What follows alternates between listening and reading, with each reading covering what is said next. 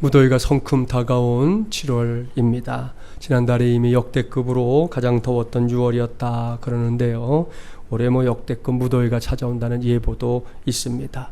이게 피해갈 수 없는 상황이지만 우리 하나님의 은혜에 기대서 저도 여러분도 2020년 여름을 승리하며 지내게 되기를 주님의 이름으로 간절히 축원합니다. 그러한 생각으로 준비한 것이 오늘 광고한 코로나19와 슬기로운 신앙생활 프로젝트입니다. 이건 결코 심심한데 뭐 하나 해볼까 이런 마음으로 기획된 게 아닙니다.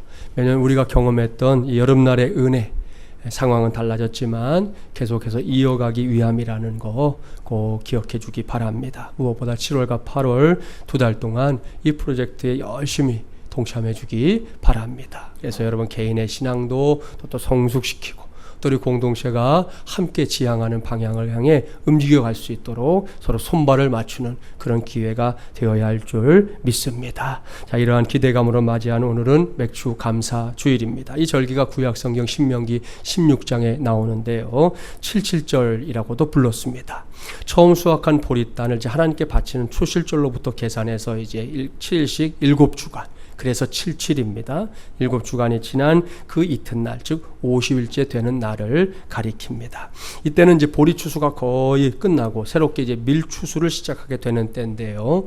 따라서 맥추절의 의미는 농사를 지어 생계를 이어가던 그 시절에 첫 수확을 거둘 수 있게 도우신 하나님께 적극적으로 감사하는 절기다. 그렇게 말할 수 있습니다. 마침 이 시기가 오늘처럼 한 해의 절반에 딱 위치하고 있어요. 그래서 교회는 이 절기를 지난 반년 동안 우리 모두를 여기까지 인도해 주신 하나님께 감사하는 절기로 삼고 그런 의미를 담아 이렇게 하나님께 예배하게 된 겁니다. 오늘은 이러한 사실을 염두에 두고 우리에게 주신 말씀에 저와 함께 귀를 기울이기 바랍니다. 오늘은 위로부터 입혀질 능력 6번째 시간입니다. 오늘은 당신은 가장 황홀한 러브 스토리의 주인공입니다. 라는 제목으로 하나님의 말씀을 전하도록 하겠습니다. 사랑하는 마주물 예랑 가족 여러분, 여러분은 시를 좋아하시나요? 중고등학교 때 보면 특별히 이제 시가 좋아가지고 이렇게 외우고 다니는 친구들을 가끔 본 적이 있는데요. 오늘은 제가 좋아하는 시 한 부분을 여러분에게 소개하면서 말씀을 시작하려고 합니다. 함석헌 옹의 그 사람을 가졌는가 라는 시입니다.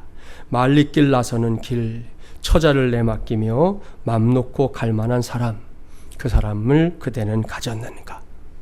온 세상 다 나를 버려 마음이 외로울 때에 저 마음이야 라고 믿어지는 그 사람을 그대는 가졌는가.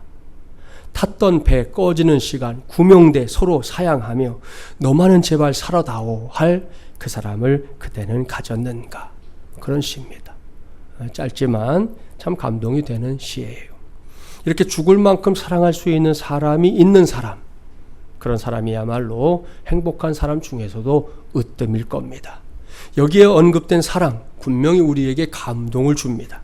그것이 부모와 자식 사이이든 혹은 연인끼리이든 친구 사이이든 간에 사랑은 그 이름만으로도 사람들에게 감동을 주기에 충분합니다.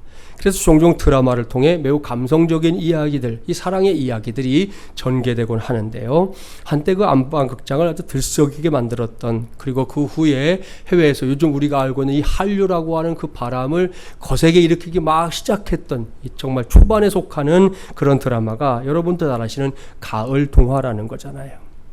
기억하시죠? 당시에 이 드라마를 보던 시청자들, 주인공들이 벌이는 사랑의 이야기를 보면서 눈물찍, 콧물찍 한참 했습니다.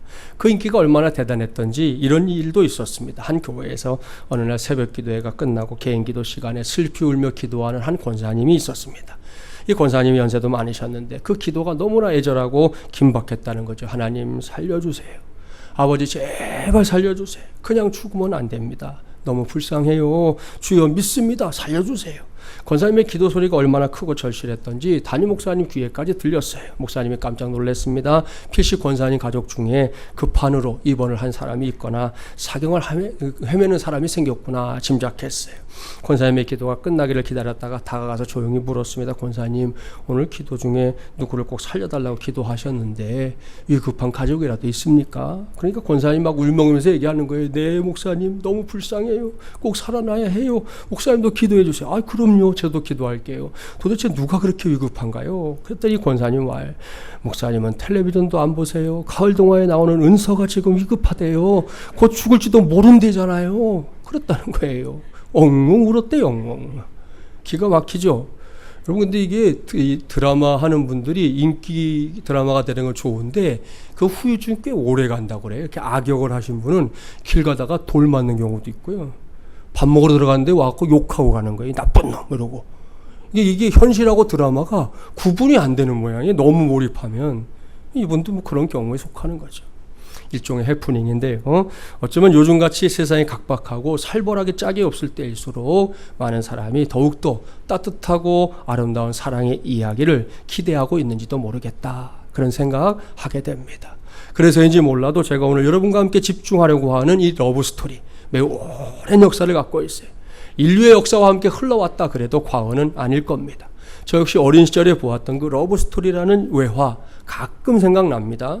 다른 건 잘 기억 안 나고요. 눈밭에서 두 주인공이 환한 미소를 지으면서 도망치고 쫓고 그 유명한 나 잡아봐라. 거기에 나오는 거잖아요. 그 장면. 또 주인공이 불치병에 걸려서 두 사람의 사랑을 더욱더 애틋하게 만들던 장면 등등은 이렇게 떠오릅니다. 당시 이 영화도 대부분의 사람들이 그저 한 번쯤은 봤을 만큼 전 세계적으로 유명세를 떨친 그런 작품이었습니다. 자, 이를 전제하고 저는 오늘 여러분을 세상에서 가장 황홀한 러브스토리의 현장으로 안내하려고 합니다. 조금 전에 저는 러브스토리가 인류의 역사와 함께 이어져 왔다 그랬는데요. 이건 그 무수한 러브스토리 중에서도 베스트 오브 베스트입니다. 가장 최고의, 가장 뜨거운, 가장 감격스러운, 가장 놀라운 러브스토리를 여러분에게 소개하려고 합니다. 그러한 마음으로 오늘 주신 본문 16절 말씀을 보십시오. 이것이 세상에서 가장 황홀한 러브스토리예요. 함께 봉독합니다. 하나님이 세상을 이처럼 사랑하사 독생자를 주셨으니 이는 그를 믿는 자마다 멸망하지 않고 영생을 얻게 하려 하심이라. 아멘. 할렐루야. 제가 다시 봉독해 보려고 그래요. 이 말씀은 좀 제대로 읽을 필요가 있거든요. 여러분 읽을 때 하나님의 세상을 이처럼 사랑하사 독생자를 주셨으니 그렇게 읽으면 이건 제대로 읽게 하는 게 아니에요. 우리에게 주신 이 말씀의 의미를 생각하며 읽어야 되겠죠. 하나님이 세상을 이처럼 사랑하사 독생자를 주셨으니 이는 그를 믿는 자마다 멸망하지 않고 영생을 얻게 하려 하심이라. 아멘. 여러분 그렇게 우리가 읽어야 이 말씀의 의미를 알 수 있는 거고 누군가에게도 전할 수 있는 거 아니겠습니까? 여러분 이 말씀을 읽을 때 무엇이 느껴집니까? 하나님께서 왜 이렇게 말씀하고 있는지 알 것 같습니까? 적어도 하나님의 자녀된 저와 여러분은 그걸 느껴야 합니다. 그걸 알아야 합니다. 그걸 받아들여야 합니다. 이것이 오늘 이 시간 우리에게 주어진 과제입니다. 이것을 위해 오늘 우리로 하여금 하나님의 말씀에 집중하게 하시는 분 바로 성령 하나님이십니다. 그리고 오늘이 맥주감사주일인데요. 이 말씀을 본래의 의도대로 깨달을 때 저와 여러분 모두가 하나님께서 기뻐하시는 감사의 사람들로 세워지게 될 줄 믿습니다. 오늘은 이러한 사실을 우리의 마음 바탕에 넓게 깔아놓고 다른 사람이 아닌 내게 주시는 말씀에 귀를 기울이기 바랍니다. 자, 이 말씀 여러분이 이미 알고 있는 대로 이 세상을 향하신 그리고 우리 한 사람 한 사람을 향하신 하나님의 뜨거운 사랑 고백입니다. 그리고 저는 오늘 이 말씀이 세상에서 가장 황홀한 러브스토리다 이렇게 말씀을 전하려고 합니다. 적어도 세 가지 이유에서 그렇습니다. 첫째, 사랑을 주시는 분이 하나님이기 때문이에요. 사실 여기서 하나님에 관해 전할 말씀은 많습니다. 하지만 오늘은 출애굽기 3장 14절 말씀 한 절만 전하려고 해요. 출애굽기 3장은 모세가 미디안 광야에서 40년이라는 인고의 세월을 견딘 직후의 일을 기록하고 있습니다. 그때 하나님께서 떨기나무 불꽃 가운데서 나타나셨죠. 모세에게 사명을 맡기셨습니다. 애굽에서 노예 생활로 죽어가고 있는 나의 백성 이스라엘 백성들을 구원해 내라는 사명 말입니다. 모세는 그 사명을 받는 자리에서 하나님의 이름을 물었습니다. 내가 가서 그 일을 해야 되는데 그러면 나를 보낸 분이 누구인지 제게 알게 해주십시오. 그때 하나님이 뭐라고 말씀하십니까? 나는 스스로 있는 자니라 그러셨습니다. 영어 성경을 보니까 I am who I am 이렇게 번역하고 있습니다. 무슨 뜻입니까? 하나님은 얼마든지 단독자로 존재하신다 이런 뜻입니다. 아니 존재하신다 이런 표현도 적절하지가 않아요. 하나님에겐 시작이라는 말이 어울리지 않기 때문입니다. 여러분, 하나님은 그냥 계셨습니다. 이것이 그분의 이름입니다. 이건 그 누구의 도움도 필요 없다는 거예요.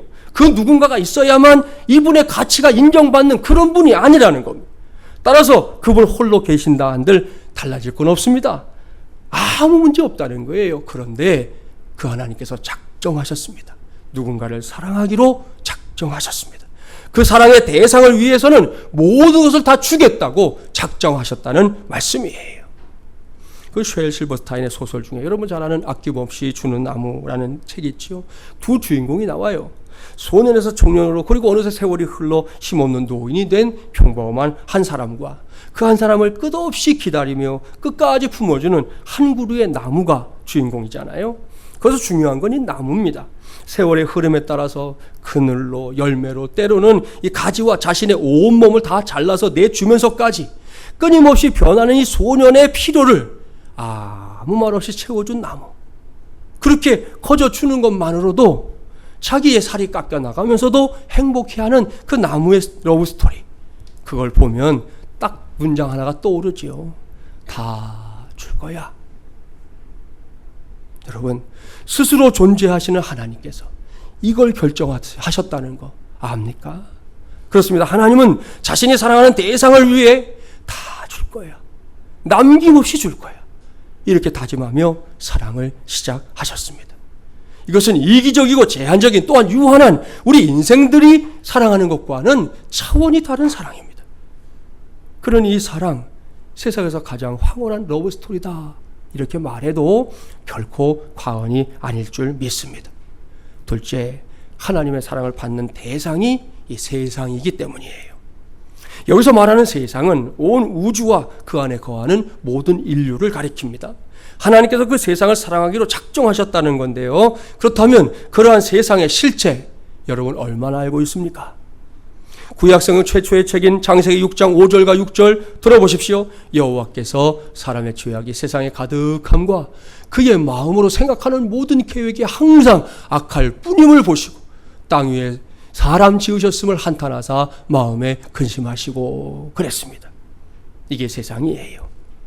이것이 그 안에 살고 있는 인생들의 실체입니다. 여러분, 죄악이 넘치고 있습니다. 만물의 영장으로 지음받은 인생들인데 생각하는 것이, 계획하는 것이 하나같이 약합니다. 이렇게 비참해진 현실 앞에서 하나님 결국은 실망하셨어요.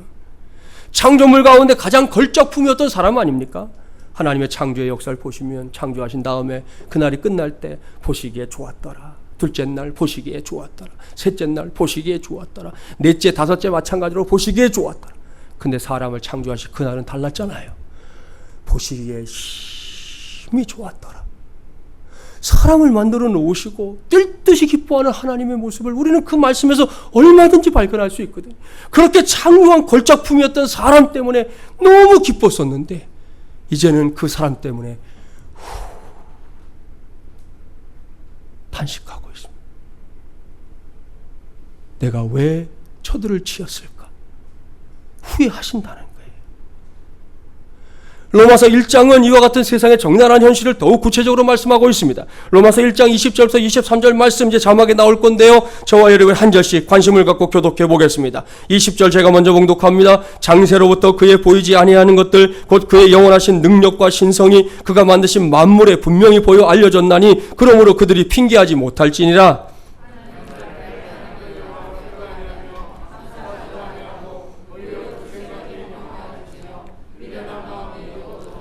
스스로 지혜 있다 하나 어리석게 되어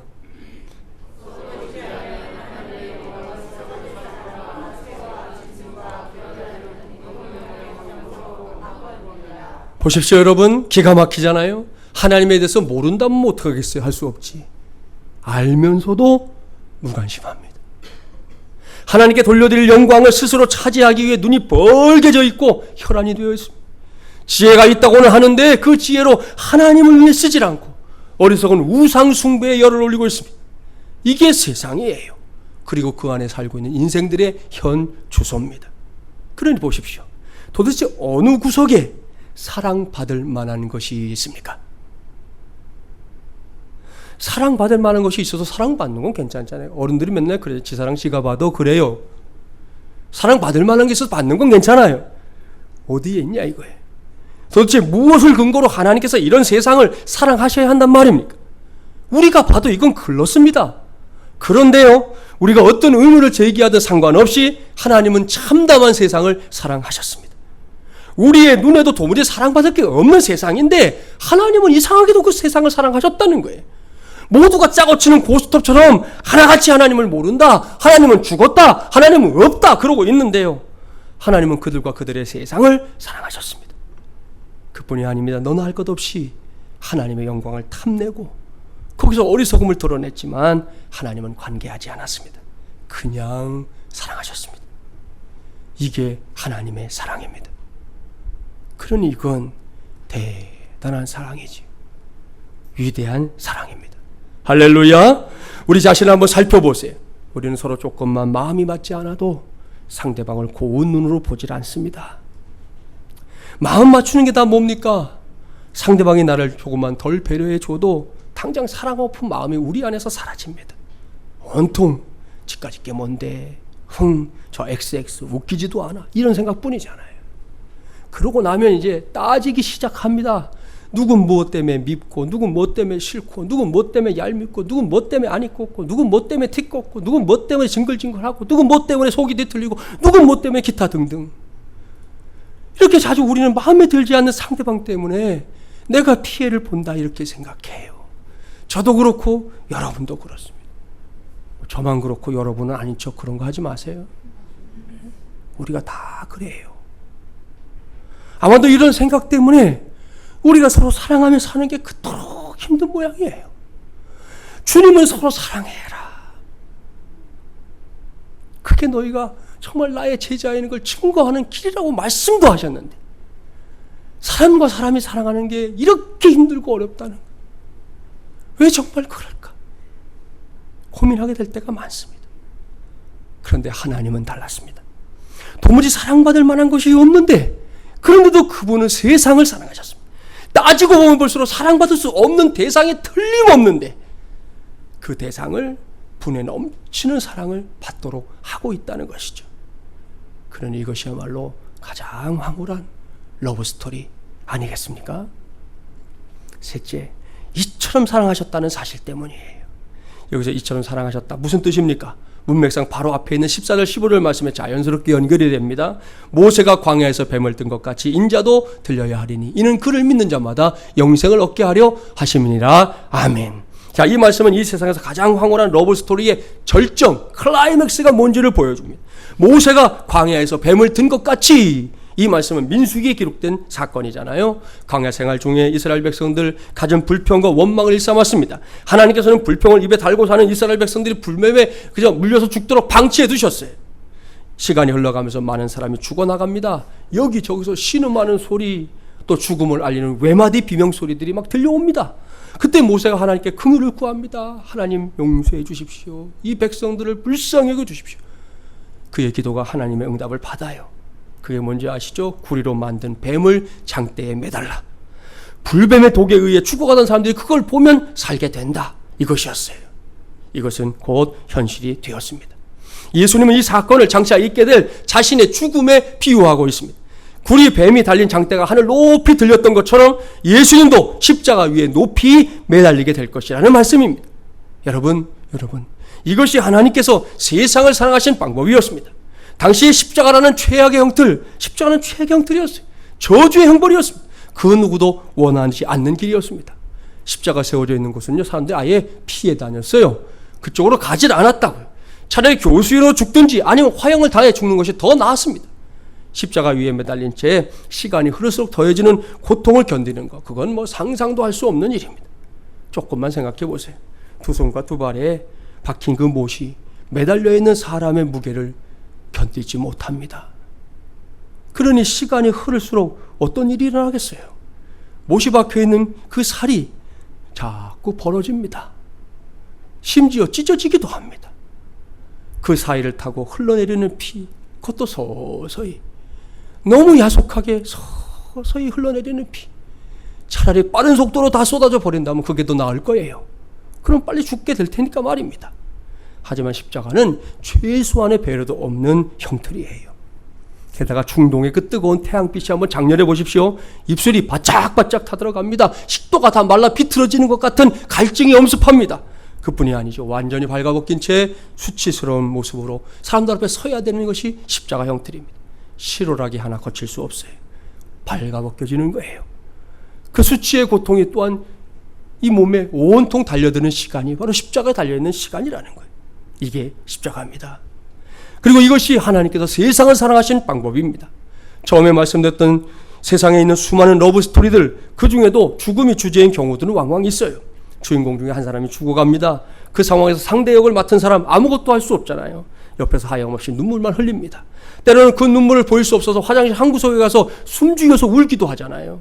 그리고는 눈물을 씻어내고는 언제 그랬냐는 듯이 또 환한 얼굴로 나와서 자기의 연인을 응원하지요. 이겨낼 수 있다고, 고침받을 수 있다고 말입니다. 이것이 세상에서 볼 수 있는 러브스토리, 그것도 조금은 비중 있고 보는 이들의 가슴을 애틋하게 만드는 러브스토리입니다. 그러나 십자가는 이런 종류의 러브스토리의 정도가 아니라는 거죠. 가끔 죽도록 사랑합니다, 죽기까지 사랑합니다, 이런 말을 들을 때가 있는데요, 그건 말 그대로 말일 뿐이에요.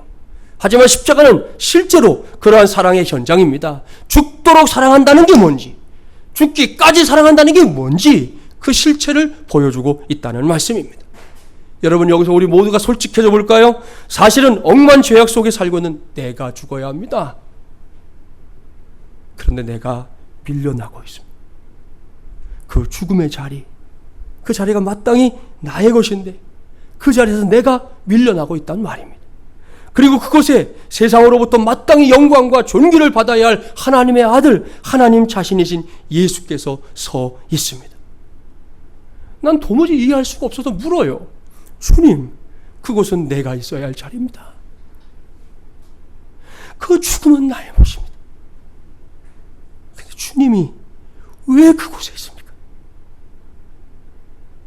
그때 예수님 대답합니다. 왜냐고? 너를 사랑하니까. 내가 너를 사랑하기에 내가 너를 위해서는 죽을 수 있지만 네가 내 앞에서 죽는 것을 나는 참아 볼 수가 없기 때문에 그래서 내가 여기에 있는 것이다 말씀합니다. 여러분, 이것이 이처럼 사랑하사예요. 또한 이것이 세상에서 가장 황홀한 러브스토리의 철정입니다. 사랑하는 마주물려랑 가족 여러분, 이 정도면 왜 본문 16절 말씀이 이 세상에서 가장 황홀한 러브스토리인지 알 수 있을 거예요. 그렇습니다. 이건 결코 평범한 이야기가 아닙니다. 조금 탁월하고 조금 놀라운 이야기도 아닙니다. 이것은 가장 황홀한 사랑의 이야기입니다. 이 세상에서 지금까지 있었던 또 앞으로도 있게 될 모든 러브스토리들 중에서도 베스트 오브 베스트라니까요. 최고의 사랑, 최상의 사랑, 가장 놀랍고 가장 위대하고 가장 아름다운 러브스토리인 줄 믿습니다. 그 어떤 것으로도 대신할 수가 없어요. 그 어떤 것으로도 견줄 수가 없어요. 한번 비교해볼까? 용납하질 않아요. 무조건 세상에서 가장 황홀한 러브스토리, 우리 주님이 나를, 주님이 여러분을 사랑하신 바로 그 사건이라는 것입니다. 여기서 전한 말씀 다시 상기하세요. 하나님이 사랑의 주체입니다. 자신의 존재만으로도 아무런 부족함 없어요. 가만히 보면 하나님 혼자 사시는 게 더 좋아요. 여러분, 부모들이 그러잖아요. 자식들이 속썩이면 내가 저런 걸 낳고 없으면 더 편하잖아요. 그런데 여러분, 그 선택하지 않았다는 거예요. 도무지 사랑받을 만한 것이 없는 세상이 그 사랑의 대상이 되게끔 하셨다는 거예요. 옳습니다. 단 한 조각도 사랑받을 자격이 세상에게는 없어요. 그런데 사랑을 받았습니다. 그것도 십자가라는 방법을 통해서 말입니다. 이런 이유 때문에 2000년 전의 십자가는 그때는 최고의 형벌이었지만 이제는 아닙니다. 이제 십자가는 최고의 사랑입니다. 이 세상 그 어떤 러브스토리도 이 사랑을 뛰어넘지 못합니다. 믿습니까? 할렐루야. 여기서 오늘의 말씀 끝 이러면 될까요? 안 됩니다. 아직 한 가지가 남아있어요. 오늘 말씀 제목 함께 읽어보겠습니다. 읽어볼까요? 당신은 가장 황홀한 러브스토리의 주인공입니다. 아멘. 자, 이 중에서 지금까지 우리는 가장 황홀한 러브스토리만 살펴봤어요. 남은 게 뭐예요? 나 자신이 러브스토리의 주인공이 되는 것. 바로 이것이죠. 그렇습니다. 오늘은 세상에서 가장 황홀한 러브스토리가 있대. 이걸 아는 것에서 그치면 안 됩니다. 이제는 여기에 있는 내가 세상에서 가장 황홀한 러브스토리의 주인공이 되는 것, 거기까지 가야 오늘의 말씀이 끝나는 거예요. 자주 말씀드렸는데요. 하나님의 말씀을 듣거나 보면서 누가 이랬대, 누가 저랬대, 그런 사람이 있었대, 그런 은혜가 있었대, 이건 무의미한 일입니다. 세상에 두 쪽 날 만큼 엄청난 사건이 벌어졌다 해도 나와 관계없으면 그건 아무것도 아닙니다. 따라서 오늘 이 시간부터 저와 여러분이 반드시 갈망해야 할 것이 있습니다. 그것은 저와 여러분 모두가 이 러브스토리의 주인공이 되는 것, 바로 그것인 줄 믿습니다. 저는 이 시간 위로부터 입혀질 능력이신 성령 하나님께서 저와 여러분 모두를 반드시 그 자리까지 인도해 주시기를 간절히 바라고 또 바랍니다. 그런 바람으로 보면 17절 18절 말씀 함께 봉독해 보겠습니다. 하나님이 그 아들을 세상에 보내신 것은 세상을 심판하려 하심이 아니요 그로 말미암아 세상이 구원을 받게 하려 하심이라. 그를 믿는 자는 심판을 받지 아니하는 것이요 믿지 아니하는 자는 하나님의 독생자의 이름을 믿지 아니하므로 벌써 심판을 받은 것이니라. 아멘. 여러분, 지금까지 힘주고 강조해서 말씀드렸던 16절 말씀, 그 놀랍고 황홀한 러브스토리가 다른 사람이 아닌 바로 나의 러브스토리가 되고 내가 그 주인공이 될 수 있는 유일한 길이 이 말씀 안에 있습니다. 다른 방법이 아니에요. 그것은 믿음입니다. 그렇습니다. 믿는다는 것, 이것이 바로 내가 이 세상에서 가장 황홀한 러브스토리의 주인공이 되는 유일한 길, 또한 지름길인 줄 믿습니다. 여러분, 믿는다는 게 무엇입니까? 여러 가지로 설명할 수 있겠지만 가장 중요한 정의는 받아들이다입니다. 인정한다는 거예요. 수락한다는 거예요. 용인한다는 거예요. 무엇을요? 전능하신 하나님이 나를, 여기에 있는 나를 이처럼 사랑하셨다, 이러한 사실을 받아들인다는 겁니다. 그게 믿음이에요. 인정한다는 겁니다. 그게 믿음이에요. 그 러브스토리 안에 들려오는 하나님의 프로포즈를 몽땅 다 나를 위한 것으로 수락한다는 거예요. 그게 믿음이에요. 그리고 이것이 저와 여러분, 우리 한 사람 한 사람을 이 세상에서 가장 황홀한 러브스토리의 주인공이 되게 하는 유일한 길이라는 말씀입니다. 그러니 앞으로 우리가 남은 인생 살아가면서 반드시 놓치지 말아야 할 한 가지, 이 서울여대의 장경철 교수님이 쓴 축복을 유통하는 삶에 그 이야기가 실려 있어요. 여러분도 꼭 이러한 주인공이 되기를 바랍니다. 이런 글입니다. 당신이 세상을 떠난 후 하늘나라의 현관에서 신문을 받을 때가 있을 것입니다. 그때 천사장이 물을 것입니다. 당신은 죄인입니까? 의인입니까? 그때 죄인인 것 같다고 대답하지 않기 바랍니다. 그러면 천사장은 지체 없이 말할 것입니다. 당신은 지옥으로 가시오.